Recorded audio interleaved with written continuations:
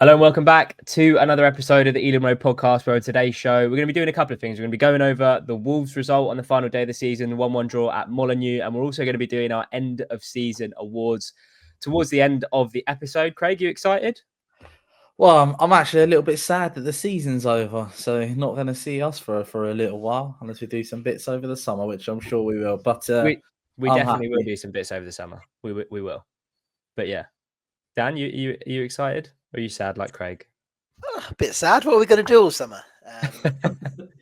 Yeah, I know we've got a quiz coming up, so we have got a few bits coming up. But yeah, it's always a weird one over summer. What do you do with your weekends? Because we're so used to going to the football during the season, and obviously that suddenly disappears for a couple of months. But I'm sure it won't be long before we're back. I believe it's only a few weeks before the fixtures are announced for next season, so it won't be too long before we're back into the swing of things. I'll definitely be reveling in the joy of my quiz win, I think, this season. Who won last season's quiz? I was the quiz master, so Someone in the comments. I probably should know that, and I can't remember. I've made it this year, and I hope I've not made any mistakes with the answers, because it's hard to find questions and answers. I have to do all the research to find the answers myself. So I hope there's no mistakes, but otherwise. Well, we've done it about this season, and we're not going back to 1930s, mate. I have. We're going to go on a journey of the season, so I'll try to break it up month by month, but we'll go through that when we do it. Nice. Sound. Well, we're very much looking forward to that. We'll get a date penciled in, and we'll keep that kind of across our socials. So remember to, just before we get going, drop a comment down below with your thoughts around the Wolves game. Subscribe to the YouTube and Spotify channels, and like I just said, follow us on the socials for all the updates about the end of season quiz. That's at the Ealing Road on Twitter, at Ealing Road Pod on Instagram. I thought we'd do tweet of the week plus a bit of transfer rumours, mainly focused around Bryan Mbeumo. I'll start with him because I feel like there's been a lot of media attention since the season ended. There's been links to United. Alex Crook from TalkSport was reporting that he'd held talks with Manchester United for around a £50 million swap, which I think is a little low. We'll get onto that. Obviously, Newcastle have been long-time admirers, as reported by The Telegraph earlier this season. We could talk about Bryan Mbeumo, but just before we do first, Ryan Freelander on X retweeted Brentford's post about Bryan getting 20 goals this season, saying 20 goals for a winger is crazy for us. Never an issue off the pitch. Stepped up to get us promoted. Stepped up when Tony got himself banned. Stepped up this season as the main man. It gets said for too many people, but Bryan is a true legend. Either of you want to come in on the back of that? It's hard to say any more than what has already been said there, isn't it? We've spoken about him so much throughout the season about how each team has their star players, and he's been our star player this season. You know, trying not to take too much away from Johan Wissa, but Bryan Mbeumo's just been that player, hasn't he, this year for us? I can't think of anyone else who's come from one team in the Championship and performed how he did in the Championship, then stepped up with that same team in the Premier League and has reached the heights he's reached. I don't think there's anyone else I can think of who's done that. Obviously, there's certain players who have left Championship teams and gone on to become Premier League players, but that just shows the journey he's been on, the journey we've been on with him, and how big of a part he is of that. And, you know, even in his first or second Premier League season, we probably wouldn't have thought he'd score 20 goals in one Premier League campaign. And that is just a testament to him. And that can't be overlooked, because it's not very often a winger, even from the top side, hits 20 goals. You've got to be, you know, someone like Salah or somebody like that to do that. So the fact he's done that for Brentford is absolutely massive. What do we think? We were just chatting about it before we started recording, Dan, but what do we think about these Man United links? I don't think he should go there with a 10-foot barge pole, if I'm honest. I think he should really, really stay away from that club. I think most players should, to be honest. But I just saw that, especially for the £50 million valuation. We were chatting before, Craig, just in terms of that number has kind of gone up and down and up and down. I was convinced it was 65 earlier in the season that Brentford valued him at. Then the rumours come out about it being 50. I don't know really how reliable this source is or these rumours are, but I just think United in general, just stay away. I don't trust a transfer rumour that can't spell his name correctly. That's true. That's very true. I think with Man United, obviously financially there's an incentive there. They'll pay him much more. But in terms of a footballing decision, they've not been very good for years now. It's not just like this season. They've had an off season. They've been underachieving for years. You see players leave the club and improve. And I just think it's a hell of a risk to go there. and you're not going to have any European football next season after they lost the Europa League final. I would like to see him, if he's going to go anywhere, to go to somewhere like Newcastle, because I think he would fit into their team well. Talking of fitting into the team, where would he even play at Manchester United in their current formation? But you want to see him reach the heights. You want to see him win things if he goes on from Brentford, and I can't see him doing that with Manchester United. And if you're talking about Cunha, he's going for 62.5 million, probably to Manchester United. I would at least put Bryan up there in the same price bracket as him.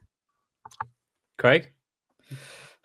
That's a difficult one because they're different players, aren't they? Cunha and Bryan Mbeumo. But when you're looking at what they're trying to value in, Matt, like Dan says, you try and put them in the same ballpark at least. Like you said, we've seen the prices change. You know what I mean? 65 million during the season, they're 50 million, and then all of a sudden it's creeped back up. We're seeing reports of 55. Now we're seeing reports of 60. Like until it's done and dusted, I don't think we'll ever really know what's happened. I don't want him to go to United. I think it's a backward step for him in his career, especially this season, and just going to a club in free fall seems like a bad idea. You know, going to someone like Newcastle, a club on the up, would be a really good move for him. But I could see him. The one that's killing me at the moment is if Spurs come knocking. I know they got Champions League football. They're still in London. Sonny is probably on his way out, you know, as well. He's not necessarily going to leave Spurs, but he's past probably his prime years now, and they're looking for that replacement. And Bryan could do that. It's just the fear of a club that is Spurs having Champions League football that could possibly entice him and only being around the corner. That's one that's in my head that I can see. Go on, Dan. I think if no one wants to pay 65 million, there is no desperate need for us to sell him. We don't need the money for financial reasons. Obviously, if he does stay on for one more year, I would expect him to go for a bit less next season, but at least we'd get another season out of him. I just don't really think it's worth getting rid of him at a bit of a cut price now, when surely he's worth 65 million. We've seen players, you know, some who aren't even very good, like Mudryk at Chelsea, go for much more than that. So I don't think it's unreasonable at all that we're looking for 65 million. But do you know the club? I don't think the club would have that mindset though, because they tried their very hardest to shift Tony before he saw out the end of his contract. Unless they managed to offer him a new one / extend it, because I think we do have an option to extend it for a further year. They're gonna try and cash in whilst they can, surely. But I mean, the Tony transfer saga dragged on right until the end of the summer. The Raya transfer saga did the same thing. It's just, I just think that Man United spotlight. If he goes there, I just think it might be a recipe for disaster. And you've seen Amorim even say that it's going to be 3 or 5 years before they're even challenging at the top of the Premier League again. For me, he's good enough to go to a club like Newcastle or one of those bigger clubs, Arsenal, for example, and challenge for leagues right now. Whether he's a starter in an Arsenal team is a different question, but I don't want him to go to, as we've seen over the last kind of 10 years, any half decent player that's gone to Man United, like you said, Dan, they leave and they become better players. You've seen it with Anthony, you've seen it with McTominay. It's just a bit of a graveyard for players at the moment. And I don't know. Let us know in the comments, because I just think it would be a terrible move for him, to be honest. I hope if he did go, I hope it did work out for him and maybe United could turn it around. But I just think it's a risk that he doesn't need to take, because he's better than 15th in the Premier League at the moment, I would say. What about if Villa don't make Marcus Rashford a permanent signing and they put a cheeky bid of 60 mil in for Bryan? See that Ollie Watkins, Bryan Mbeumo link up again? Yeah, that would be cool. That would be quite cool. But Villa's PSR, they're stuffed now from not making Champions League. Yeah, they got problems. I know it's not PSR, but I don't know if you guys have seen recently that we as a club are apparently not in trouble, but are slightly under investigation from HMRC because of some I did see that science research money that we haven't declared what we've used it for, but it's us and like 33 other clubs in the country. So that's an interesting one. Not in any trouble, any illegal action and things like that, but have been questioned by HMRC what we're doing with their money. Yeah, I know. I did saw that. I did see that, and I'm looking at it right now. But we're not going to talk about that, because, to be honest, I didn't do enough research into that. But I'm reading the headline now from the Times. HMRC investigates 33 football clubs over tax exploit claims. I saw a TikTok about it, but I'm not entirely sure what that's about. And to be honest, it doesn't sound like a fun conversation for a podcast. Anyway. I'll have to get him a lawyer. Yeah, Dan can maybe do it before we do the quiz next week. A little breakdown on that. Oh no, thanks. Other news this morning was that Michael Kayode signed a 5-year deal with the club literally just before we started recording. Everyone buzzing with that. I think that was kind of writings on the wall. Yeah, it's inevitable. Yeah, fan favourite, I think. How would you assess, either of you, his spell at Brentford over the last kind of 6 months? Slow start, but then once he got into the side, he never really looked back. I think he's shown a lot of attributes and shown what he can go into, and I think that's a real top right back. I think he's a bit raw in parts, but he's still fit into the team. He's still had some really good games. He's had games where he's been the best player on the pitch, and he brings a lot to the club. Craig, agree? Sorry, added myself on mute then. It's hard to add anything else onto that. Like what Dan said, he is a fan favourite, and it was a bit of a slow burner. But we knew that once he was put into the team and given an opportunity after the Arsenal games and the flashpoints that we saw of him and what he could do, we knew that running the team would bring out the best of him. And that's exactly what happened. I mean, we're looking at the last 10 games of the season, and if he was here the whole year playing the way he did, I wouldn't be surprised if we'd be talking about him in the likes of Nathan Collins and Mikael Damsgaard and the seasons that they've had. We'll talk about Nathan Collins. We'll talk about Mikael Damsgaard because, as I mentioned, we're going to do end of season awards towards the end. But before that, let's briefly go over the Wolves game. Dan, initial thoughts? Europe was very, very, very, very briefly on at one point when Spurs went 1-0 up. But obviously, it was contingent on other results. Chelsea had to lose against Forest. They didn't. Brighton ended up thumping Spurs 4-1 anyway, and we conceded in the second half to make it 1-1. So, initial thoughts after Wolves, Dan? Man United beat Villa as well. And Man United beat, yeah, exactly. I never really got the sense, if I'm honest, at any point that it was going to be on. It was a little bit closer maybe than I thought it'd be at one stage in the first half. But I felt a lot better at this game. I wasn't stressed about repercussions. I would have been gutted if 8th place had got Europe, but it wasn't us. It makes me feel better that we've come 10th, but if we had come 8th, it wouldn't have made much difference anyway. So I felt okay during the game. I thought it was a decent game, bit like an end of a season sort of game. I thought in the first half we had the better chances. Second half, I think it kind of looked like they were going to score, and they did in the end. They had maybe not many clear-cut chances, but they had quite a lot of efforts on goal. Flecker made some good saves, but I think probably a draw, right result in the end. Craig, we'll run through the game. It wasn't the most eventful game in the world, but we did play some really good football in that first half. I thought Yarmo was again spectacular, and we'll talk about him in a little bit more detail when we go over the players. But we get the goal. Bryan gets his 20th goal of the season. It was a deserved lead, really. A little bit scrappy. But, I mean, Bryan, 20 goals for the season. We've kind of touched on him already in terms of the transfer rumours. But to get to that landmark, I'm sure Whistle would be pissed off that he did, that Bryan did and he didn't. But 20 goals in the Prem for Bryan Mbeumo this season. He has been, as you mentioned at the top of the show, sensational. Yeah, I don't think there's anything else that you need to say about him there. Is that I do feel a little bit aggrieved for, I'm hoping that's the right word, for Wissa. And I do wish he had got that goal. And he had chances throughout that game to stick the ball in the back of the net, but it just didn't come off for him. It wasn't his day, which is a shame. But when we finish the season and you've got Johan Wissa on 19, Bryan on 20, and Sharda on 11 goals, we've got 3 forward players that are 50 goals this season. I think that's more than like 5 or 6 teams this season. Like those 3 have scored more goals than 5 or 6 teams this season. It's crazy how we find these players all the time. People are saying we'll struggle when Tony leaves, we'll struggle when Watkins leaves, we'll struggle when Malpe, Scott Hogue and Andre Gray. Let's keep going back and see how far we'll struggle for.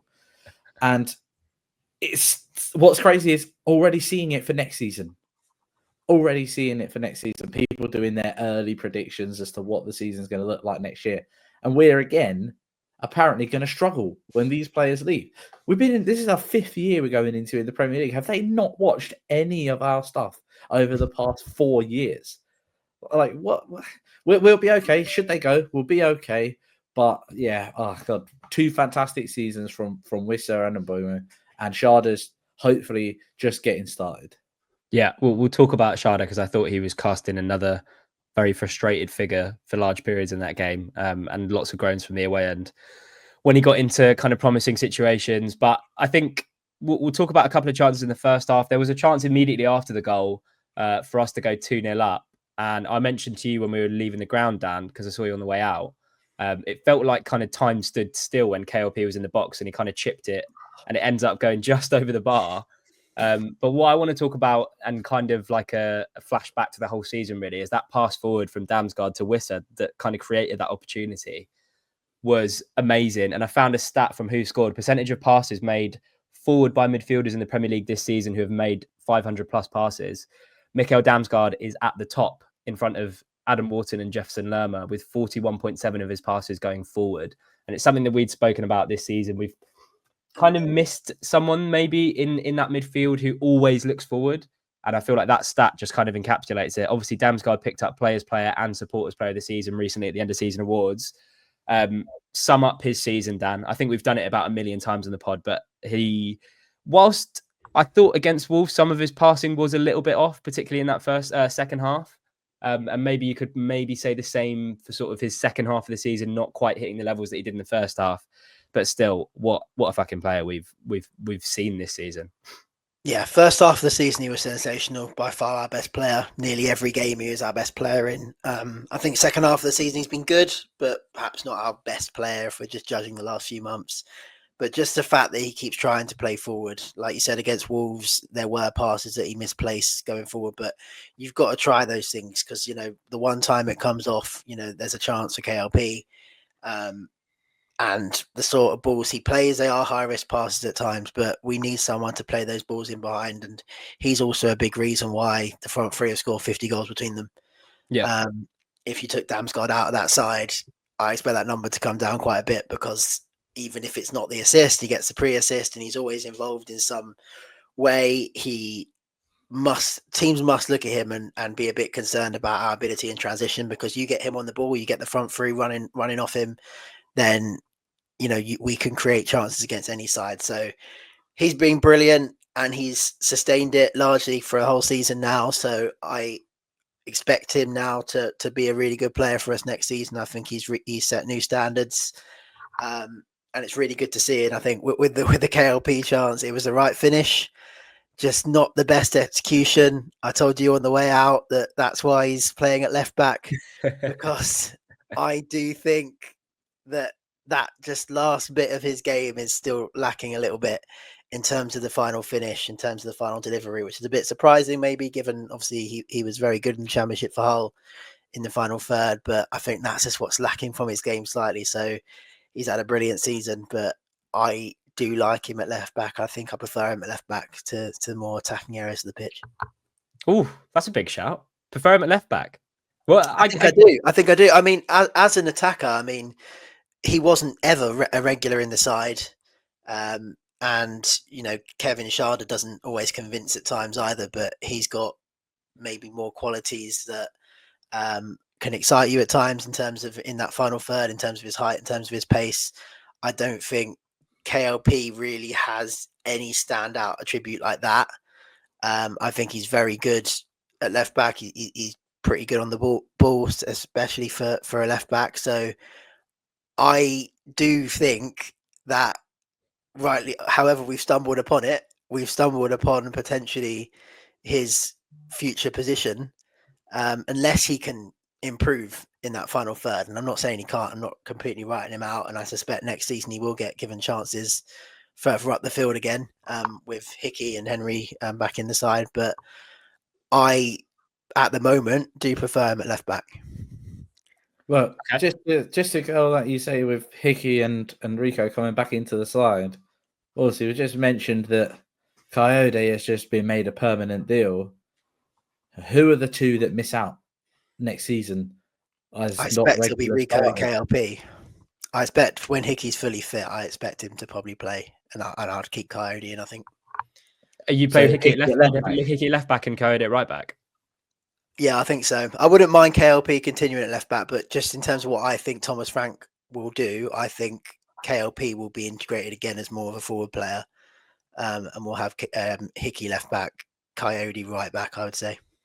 We kind of have spoken about maybe Sharda going back over to the right-hand side and filling that Bryan position, which is what he did most of the time when we signed him, when he would actually not cut in and actually use his pace to get round a man on the outside. So maybe that is something that we're going to see next season. But I think just on Wolves and on that Wissa chance that came just after that, when he kind of touches it down in the area and then swivels and almost gets it past Jose Sarr in the Wolves net. But I think that might have been a goal of the season contender if he pulled that off, because the touch was sublime. But I think it kind of just showed the variety that he's had in his game this season as a forward, Craig, the type of finishes that he's finished this season. I'm thinking about the one against Arsenal, that kind of swivel, but obviously he's also got the ones against Southampton, for example, when he's in one-on-one, you don't really back him to miss, although he has missed a couple this season. But I think his all-round game, especially for me this season, Craig, in terms of him stepping in, and we've spoken about Bryan, how he's kind of stepped into Tony's role as the talisman of our team, but Wissa's the one that stepped into his position. And I feel like his hold-up play, the way he drops into midfield a lot, he did it against Wolves really effectively a lot of the time. Nathan Collins would be picking him out and he'd get on the swivel and kind of would be away from there. But all season long, I think the variety to his game, the finisher that he is, the pace that he's got, he's good in the air for someone that's not that big. I just think, and 19 non-penalty goals, like it's a crazy return, Craig. Yeah.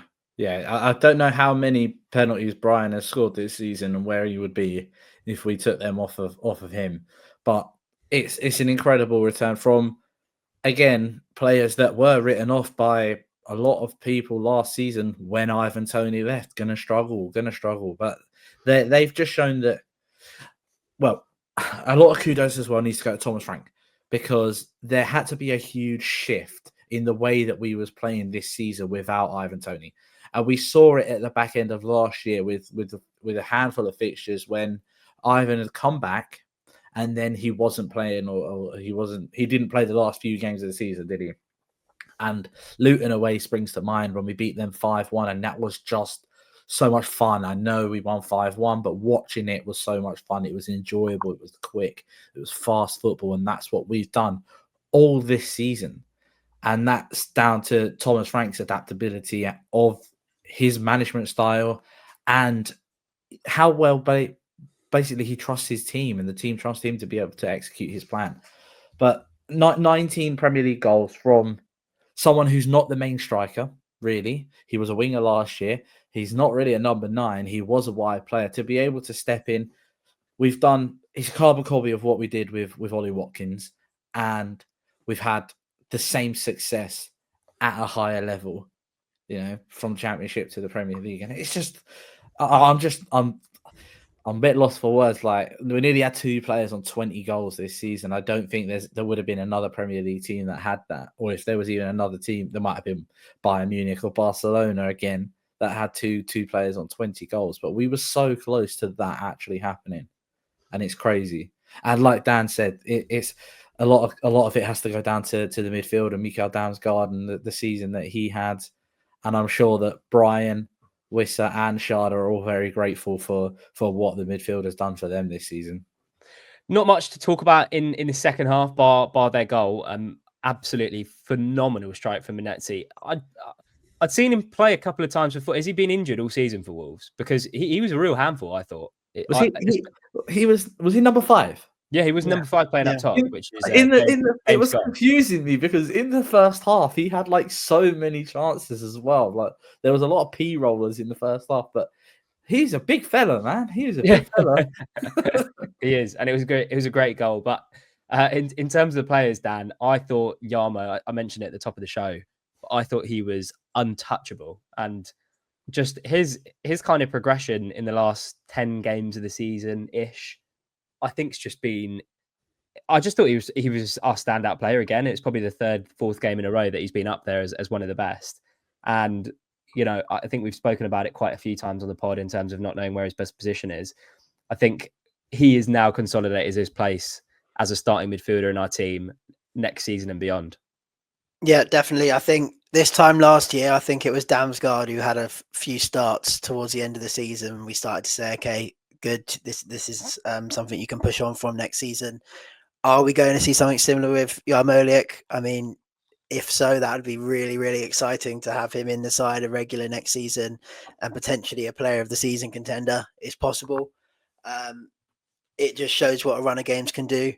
And yeah, I definitely agree that he's got his name now in that starting 11.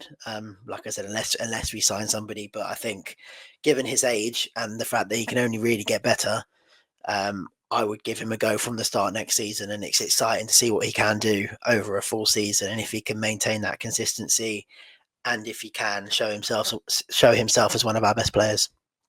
Craig, Nathan Collins became on Sunday the only outfield player to play every single minute of the 24-25 Premier League season. Fitting as well that it was against the team that we signed him from to secure that accolade. But again, he was immense on Sunday. He's been immense all season. Very unlucky to miss out on some of the awards. Obviously, they were all going to go to Damsgaard. I think the writing was on the wall for that. But just future captain of Brentford, I think, Craig. He's just been phenomenal. Another one of our standout players this season. And again on Sunday, he was incredible. Yeah, 3,490 minutes, I think it was. But I was having a look through it. It's him and like 3 goalkeepers. Yeah, who have played every outfield game. But I don't know if you guys spotted who the second outfield player is with the most minutes in the Premier League. And I think it's Bryan by 5 minutes. He didn't play 5 minutes. Yeah. So he got 3,485. Nathan Collins played 3,490. I think those are the numbers. You're lucky that wasn't a quiz question. Well, there's an answer for everyone if it is. But yeah, Bryan played all but 5 minutes of the Premier League this season. But on Nathan Collins, we must have got him on some kind of like coupon, because there's no way that he was only £20 million. He'll be if he was being the one that was rumored to leave this summer, I want no less than 50 million for him. Yeah, I want no less than 50 million for him. He has been phenomenal this year, and especially considering last season, we was having conversations about him being like the most hot and cold player at the same time. Like, you never get a medium average performance from him. It's either really good or really bad. And Wolves at home springs to mind last season when it was really, really bad. But it's just this season has been consistent. He's been reliable. There have been little things here and there, which, you know, every player has throughout the season. But I mean, he's still a young lad, isn't he? Really, you know, in terms of his footballing career, he's still a young lad, especially as a defender. So he's got so much more to give, and he's absolutely a future Brentford captain. At the awards, Wisser told Collins that he thought it was his cousin playing last season because he's so much better this time around. Love that. That's brilliant.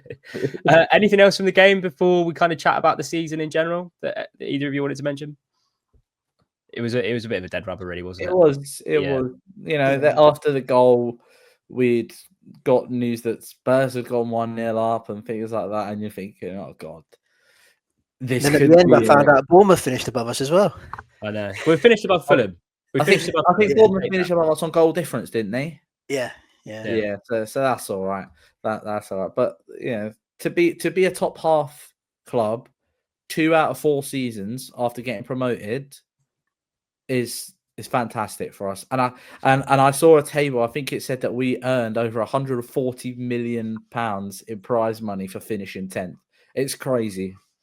Yeah, and that will go into next season as well. But just like in terms of the season in general, Dan, how would you rate it? I think it's hard not to be generally happy with the season. Obviously, we've spoken about the cup competitions and how Thomas Frank should maybe look to prioritise those a bit more. It was always going to be quite tough to get into Europe, but obviously, I think the FA Cup final result, was the nail in the coffin, really. But how would you assess the season overall, Dan? Yeah, the cup performances were the biggest disappointment. I think otherwise, if we look at where we came from last season, which was the season we struggled the most in the Premier League, to where we are now, the development with the style of play, so not just the results, also how we play as well and how we get those results, our consistency against those teams who we're expected to be, or at least in and around us in the table. I think that's been very, very good this season, which we haven't necessarily seen before. And it's a good place to build on. And now, hopefully, next season we can start to get a few more results against some of the bigger sides again, like we did before. But I think to finish this season the way we're playing, we're controlling games a little bit better now as well. We had too many chaotic games, I think, in the first half of the season. I think that it's a great base to build on and get better again next season. Craig? I feel like this has been one of our weirdest seasons, especially in my recent memory, because I don't know how we've had a sneaky chance at European football while not winning any of our first 7 away games of the season, and then not winning any of like the first 7 home games over the turn of the year. I can't see how there's a 14 game spell in our season where we picked up about 4 points and we still finished in the top half of the table. I feel like we've had such a crazy season. It's been really enjoyable and not enjoyable at the same time. But I suppose that's the life of a football fan, isn't it? That's the life of a football fan, unless you're in Liverpool and you're winning I say winning every week. I think they're the first club that have ever won the league and then not won again afterwards. I think they're all on the beach though, weren't they? Yeah, they were. And it's annoying because obviously they lost to Brighton and we could have finished above them. And anyhow, I'd give this season a solid 7.5 or 8 out of 10. Dan, rating this season? That's quite a good one. Yeah, 8 out of 10. 8 out of 10. I think in the context of how last season was and how things have changed and how much we've improved, I think you've got to give it an 8 out of 10. Also, we've done so well considering we haven't mentioned it much. We have had a lot of injury problems still throughout this season. Not nearly as much as last season. But when you look at the fact that Gustavo Nunes played twice or something this season, Thiago played only a few times. We haven't seen any of Josh Da Silva. We haven't seen any of Aaron Hickey. We've only seen moments of Rico Henry. You know, Jensen was out for ages. Pinnock was out for a while. We've had our injury problems again this season, but we've still managed to maintain where we've been throughout the year. And you know, credit to the guys, credit to the lads. It's been an all right season overall, hasn't it? I think there's going to be a strong incentive from the club higher ups this summer to really kind of maybe attack the transfer window. I've seen already that there's been rumours of us linked to this guy from, is it Feyenoord or PSV, Milambo, who was off, who was on, then was off, and now is back on again. We've looked at Quivine Kelleher, I'm pretty sure, amidst rumours that Mark Flecken could be going to Bayer Leverkusen. But there's been quite a few rumours already, and to see Brentford already kind of being linked with players, I really do think potentially this summer could be one, especially if we cash in on Bryan Mbeumo or Yohan Wissa, or even both. I don't think they will do both in the same window. But I do think there's going to be a strong incentive from the club to maybe look at this summer as one that they can attack and really kind of, you know, 5th season in the Premier League now. We've only really been looking up. I know last season was a little bit touch and go at points with the injuries. But, you know, to kind of go into next season knowing that we're definitely not going to be looking over our shoulder. I do feel like maybe that this summer could be a very exciting one. What do you boys think about that? If you knew that you was going to get 100 million for Bryan Mbeumo and Yohan Wissa, would you take that for both of them? 100 mil? 100 mil for both of them. So let's say Bryan goes for 65 and Wissa goes for 35. Would you take that for those two players? I would. Yeah, I don't know. Knowing that we'd have Gustavo Nunes and Igor Thiago fit, if it was contingent on them being fit for the whole fucking season, then yes. But that's never, well, at least by this season, it's not been a given. But yeah, 100 million to kind of reinvest, and knowing that Brentford have such a great hit rate with players, 100 mil. I think I would take that. Let us know in the comment section. That's a good one. Would you take 100 million pounds for Bryan Mbeumo and Yohan Wissa this season? Let us know in the comment section down below. Should we do some end of season awards? I thought the way that we could do this, each of us go through it, give a little bit of an explanation behind it, and then we'll encourage some engagement in the comments as well. Who wants to go first? I'll go Or I can first. go first. You I'll can go go first first. on You this one go then. first, Yeah, mate. why not? I'll go first on this. So the way that obviously we've done it, Mike, you sent it out. Player of the season, most improved, goal of the season, and performance of the season. I did get a little bit confused because I thought you meant individual performance of the season, and then you put a game, so that cleared that up. Thank you for that. I think that my player of the season is a pretty obvious one. I've spoken about him a lot throughout the year, and especially how he improved in the back end of last season. He's arguably our most creative player, and even in this episode alone, we've spoken about him, and that's Mikael Damsgaard. So Mikael Damsgaard is my player of the season.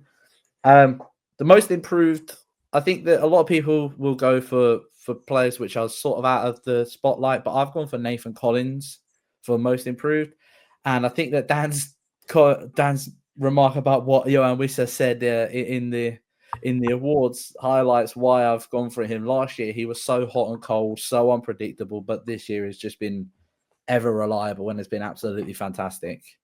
So most improved. He could have got player of the season, but Mikael Damsgaard has just been unreal for us. My goal of the season, I've gone for Bryan Mbeumo versus Newcastle, the home game, where the ball out from Christian Norgard brings the ball down, drives at the players in the defender, beats one or two, and puts it in the top right-hand corner. It was just a brilliant finish from what was then a great result against Newcastle as well. And my performance of the season, I don't know if very many people would pick this, but I've actually gone for Southampton away. And it's That's not a gimme. That's a gimme. It's not just because we won 5-0. It's not just because we won 5-0. It's because up to that point, we hadn't won away from home all season. And I can imagine the pressure on the players going into this one, knowing that Southampton are bottom of the Premier League, have the potential at that point to be the worst Premier League team on record. It must have been a lot of pressure for them to go into that one, knowing that there were such high expectations from the fans on that. So that's why I've gone for Southampton. And God, that was a lot of fun that day. Yeah. Dan, give us your picks. I've gone Damsgaard player of the season as well. I don't think we need to go over that too much. He won apparently by over 1,000 votes for the fan vote for Brentford's player of the year. And he won by one vote within the team. I think Bryan Mbeumo is just one behind Damsgaard. So yeah, we've spoken about Damsgaard so much. Most improved, I probably would have gone Nathan Collins, but to keep things different, I've gone Keane Lewis-Potter. Again, someone who wasn't really in the team last season. He was in and out. He's found a place for his own this season. He's covered a position that was a real problem for us last season and made it look like not an issue for us this season, which is a real testament to someone who's not played in that position before, playing in the Premier League week in, week out, doing very, very well most weeks and really putting himself down as a staple of the side. So I think he's massively improved and now one of the first names on the team sheet, or he has been this season. It'll be interesting to see where he goes next season with other players coming in to compete for that position with him. But I think this season, I think he's been one of our most improved players. Goal of the season, I've gone Bryan Mbeumo against Brighton at home. I find goals of the season for Brentford quite hard to judge sometimes because it's very rare that we score any absolute belters. It's very rare that we even shoot from outside the area, let alone score from outside the area. So I've gone with one of the team goals. Mike, I know you've gone with the other one, which is quite similar to this one, I think. Damsgaard reverse pass into Keane Lewis-Potter, brilliant through ball, and then Bryan finishing on his weaker foot as well. Really good finish into the bottom corner. And that's something I think he's got better at this season as well in terms of finishing with both feet and varying his finishing a bit more. So I've gone with that goal. Performance of the season, I've gone with Forest away. I think there weren't too many games, especially in the first half of the season, where we felt in control and where we saw the game out and where we kept a clean sheet. And I think to do it away to Forest at the time of the season we did, when they still had Champions League hopes, the atmosphere there, would have been very hopeful, it's quite a difficult place to play when they're on a high, not in a Forest away. For us as well, it was a must-win game if we were to have any chance of going for that 8th spot. So for us to go there, win 2-0, not give too much away, be in control for the most part, and come away with a result against a team who finished higher than us in the table away from home, especially considering how good Forest were when they came to the G-Tech in December. I've gone with that one. Yeah, and also spoiling the Forest party. Very, very fun. Yeah. Very, very fun. Very enjoyable. I've gone. I could have gone Wissa. I could have gone Mbeumo. Player of the season, because I wanted a bit of variety in the answers, and I thought one of you might go Mbeumo or Wissa. I went for Christian Norgard. I just think this season, especially considering the shouts, sort of when he had that poor patch towards the start, people were saying he's past it. People were saying he's gone. I just think we've spoken about him so many times this season as being someone who makes everyone else around him look better. And seeing that partnership that he's got with Yarmo towards the back end of the season, I think those two, in terms of that midfield pivot going forward next season, I feel like the performances of each one of them in that midfield, Damsgaard, Norgard, and Yarmo, especially towards the back end with Yarmo, but kind of throughout the whole season with Norgard, he's just been and continues to be that kind of foundation in terms of Brentford. The fact that he's been as good as he was in the Championship all the way through to the Prem. He's our skipper, leads in a different way to someone like Nathan Collins does, but I think he's been phenomenal this season. So, yeah, Christian Norgard's my player of the season. Most improved, I'm going for Damsgaard. Similar reasons to you guys. I think the story of Dams kind of just makes it even better for me. The fact that he struggled so much with injuries, struggled so much with form, and then to just see him this season kind of just explode into this team and just be our talisman, our creative spark in midfield has been phenomenal. Goal of the season, I went for Wiss against Bournemouth. Similar reason to you, Dan. Like you said, we don't score too many belters. Could have gone for Jan out against Fulham, but I thought, absolutely fuck that. But yeah, goal of the season. I think that play down the left-hand side to them feed in Wissa, who chips the goalie. That was a phenomenal goal. And then performance of the season, I've spoken about it so many times on the pod this year.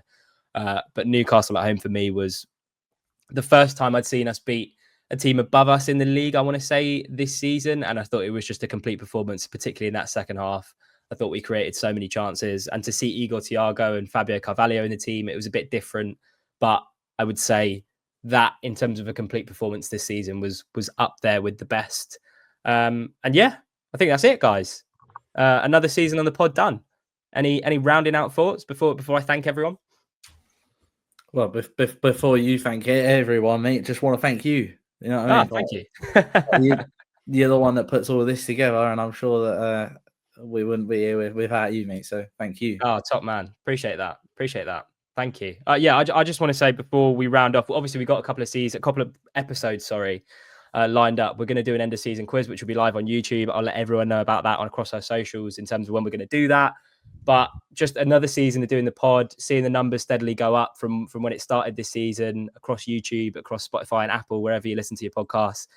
To see all the comments. I love reading through the comments. It's like to have, I think, despite the numbers, I think one of the most important things about a podcast is if you have an engaged audience. And particularly in this season, I mean, last year when we used to post videos on YouTube and stuff, and they get like a certain amount of views, which is what you want, people listening to the pod, but you also want people kind of interacting with you as well. And to see the comments on Instagram, on YouTube, on Twitter, on everything, really, it's great. Just to have an engaged kind of listenership, I think, is one of the main things for a podcast. So yeah, I want to thank everyone for listening this season. I want to thank you boys, to Callum and Miranda as well. Both of them are going to be there for the quiz. I know Callum's kind of, well, and Miranda as well. They've appeared sporadically throughout the season, but they were both keen to jump on the quiz. So thank you to all of you guys. Thank you to everyone that's listened this season. And yeah, I'll let everyone know about the end of season quiz. Remember to drop a comment down below with your thoughts around the season as a whole. Subscribe to the YouTube and Spotify channels. Follow us on the socials at the Ealing Road on Twitter, at Ealing Road Pod on Instagram. And for one final time this season, boys, it's been an absolute pleasure. Up the bees. Up the bees.